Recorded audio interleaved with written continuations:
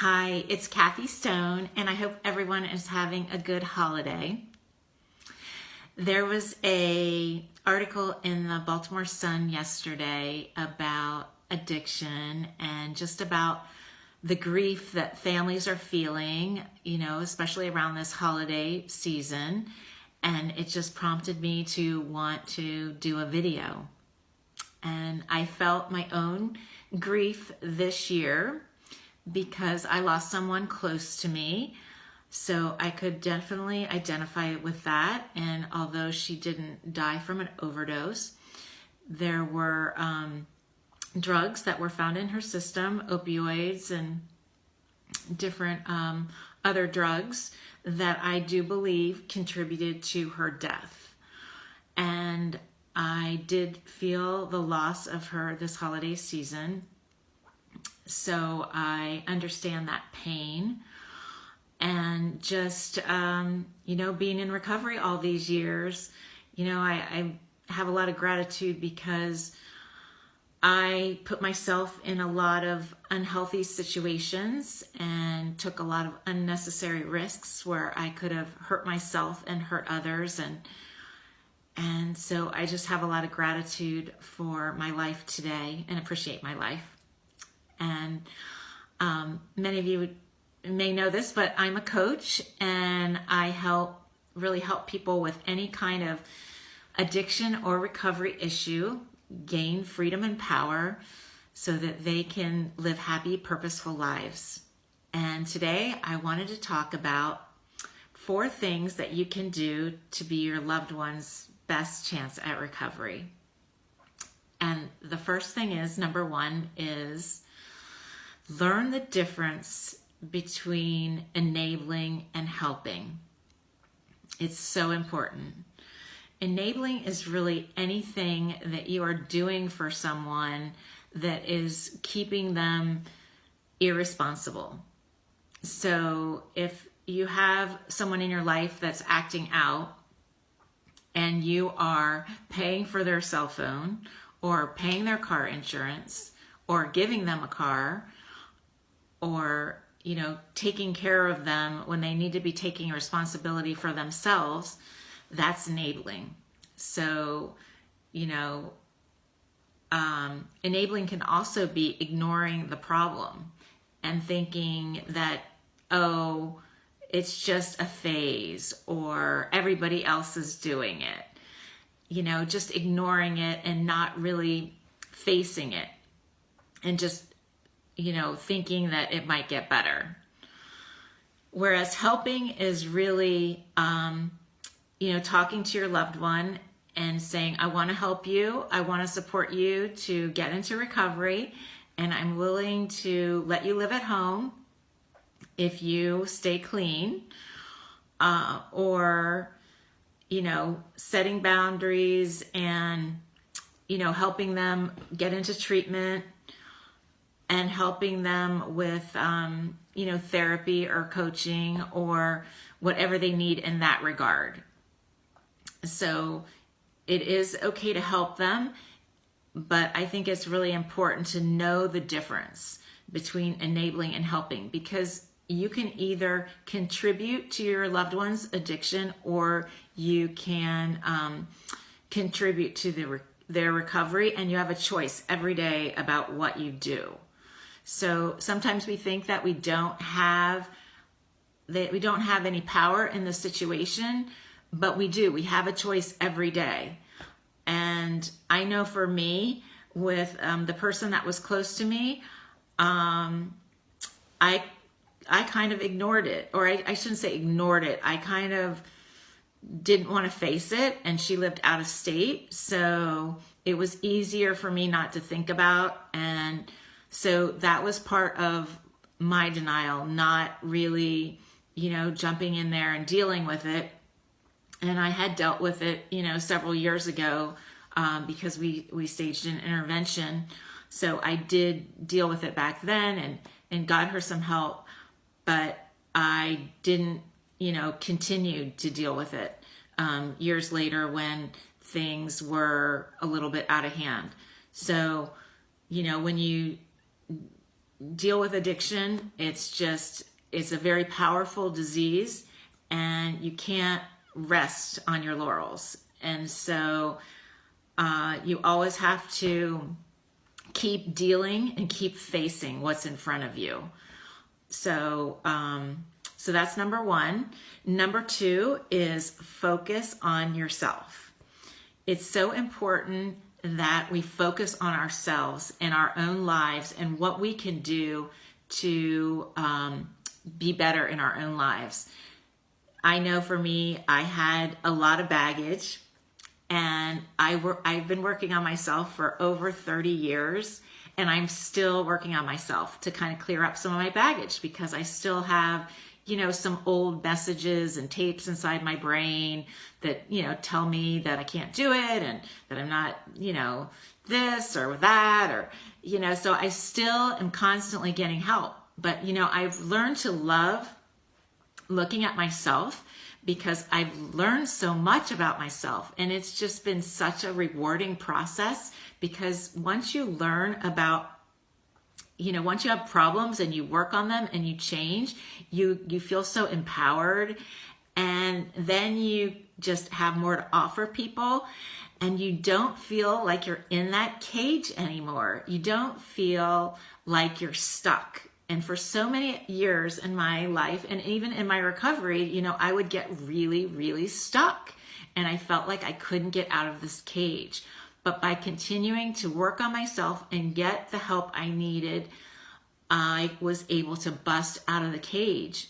And I'm still busting out of my cages, still growing and changing all the time.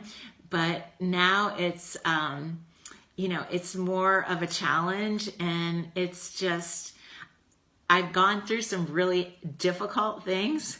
So now this stuff, if I can get through that, I figure I can do pretty much anything. So I enjoy it a lot more now, and I really just want to keep growing. So looking at ourselves, doing an inventory of what we need to change in our own lives, looking at our own addictions, our own behavioral addictions, whether we have, we're drinking too much, or we're overeating, or we're, smoking. I mean, these all play a part in how we affect other people, and other people care about us, and they don't want us to hurt ourselves. And if you have a loved one or a child, you don't want them to use, you don't want them to smoke, or you don't want them to use, then it's time that we look at ourselves and we make the necessary changes in ourselves so that we can be positive influences on the people around us. Because it just takes one person to change a family system. And everybody tends to focus on the person that's addicted, but if you can change yourself, it sets the family system off balance, and everybody else kind of adjusts to your change, if that makes sense. So by focusing on yourself, getting the help that you need, making the changes, you're going to set a good example, and you're going to learn about yourself. And it's scary, but yet it's very interesting. I am just like, I love learning about like my family and the generations, and I just love it. It's just so, I find it so powerful and interesting, and I get to learn where my behaviors came from, and some of them are really good. I got a lot of great, things, and then I got some other things that need some work, and it's not about blaming, it's not about judging, it's just about having awareness and learning and growing and making the necessary changes so that you can have a better life, and you can live at peace with the people around you, and you can, love, give love to people and provide love and support to people. So that's number 2, focus on yourself. Number 3 is get support from other people.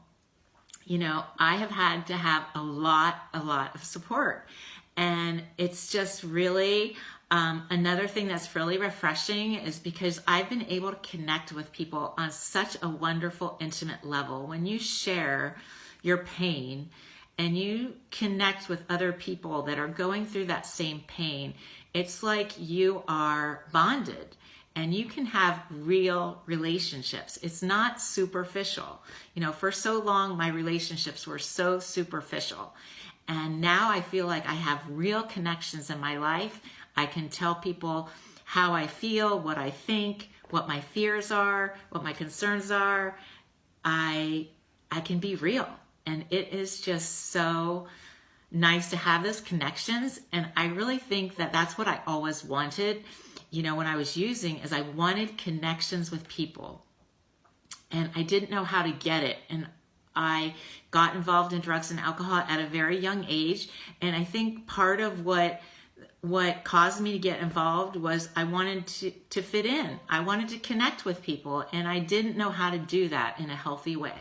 So I thought that, the guy would like me if I started smoking pot, or I wanted to be, social, and I didn't know how to talk to guys. So I started drinking because that gave me courage, so, being able to connect with people on like a real intimate level has been one of the most beautiful gifts of my recovery. And it's and I just couldn't imagine not having the support and the people to connect with. And it's a beautiful, beautiful thing. So there's all kinds of support groups out there. There's so many people that have been affected by addiction.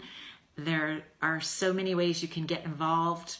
And now, with being online, they have all kinds of support groups online and different things. So there's always places to, get support so that you can, talk about your pain and learn to do things differently, basically, because it's hard to change. I have made a lot of changes in my life, and it has not been easy. I mean, I always wanted other people to change, and it was like I was getting really frustrated, and I finally realized, I have to change myself. I'm going to have to change myself, and I've had to make a lot of changes, and it hasn't been easy, but it's given me so much. I mean, really, you don't need anything outside of you to be happy. I learned that I can be happy inside, and I don't really need anybody to change. All I need to do is change my attitude. I don't need anybody to be any different than they are. I can accept everybody for how they are today, because it's really just about me and the way I look at things and the way I feel about myself inside. So if you feel good about yourself, you're going to feel good about the people around you. And you're going to be able to love them and accept them for who they are. So getting support is so, so important. And number 4 is get educated. Get as much education as you can about addiction. I had met with the state a couple weeks ago, and they have mandatory videos that people have to watch for sexual harassment and cybersecurity, but they have nothing about like addiction. And here, addiction is like all over the workplace. So many people are affected by addiction, and we need to learn as much as we can about it so that we know how to handle a situation when we see somebody that's acting kind of crazy or that's doing something that, they could be on drugs or alcohol, they could be drinking, or we need to have those awarenesses. We need to have that education. And we need to learn how to talk to them, and we need to learn how to confront them, and we need to learn how to do it in a healthy way. Because have you ever tried to tell somebody what to do? Tell your kids what to do. It doesn't work. Or tell your spouse what to do. It doesn't work to tell them, oh, you need to not drink, or you need not do this. It doesn't really work. But there is a way that you can learn to communicate in a loving, kind way that will, express your concerns, and then also use different forms of leverage, if you have it, to, set a boundary. So there's just all different things that you can learn to really help the situation. And like I talked about in enabling, every day you have a choice. So we don't have to ignore the problems in front of us. We can have conversations. We can learn to do that. And they're tough conversations. So there again, you need the support. But there's so much education out there as well. And I have a wonderful program. I've been trained in the BALM method, which is Be a Loving Mirror, the BALM method.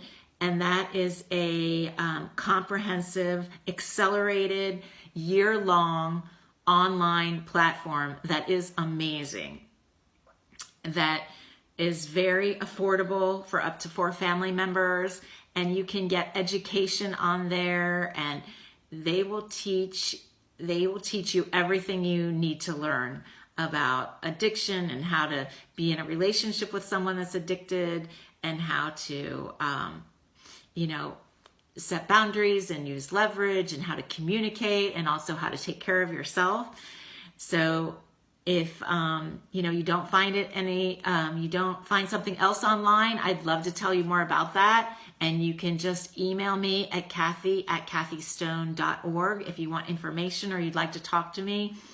We could set up a 20-minute discovery call to see how I could help you in your journey. And I just want to be of service and just, like I said, share with you all the things that I've learned over the last 30 plus years. I really feel a need to make a contribution and do what I can to make a difference, because this is a subject that's very near and dear to my heart, and I'm very passionate about it, and very passionate about helping people and just making a difference. I feel like if we all do our part, we can all make a difference. If we all take really good care of ourselves and show set good examples, and really work on our issues and make changes that we need to make, we can really be our loved one's best chance for recovery. So that's what I wanted to share with you today. Thank you so much for listening, and I hope you have a wonderful holiday weekend, and I will talk to you soon.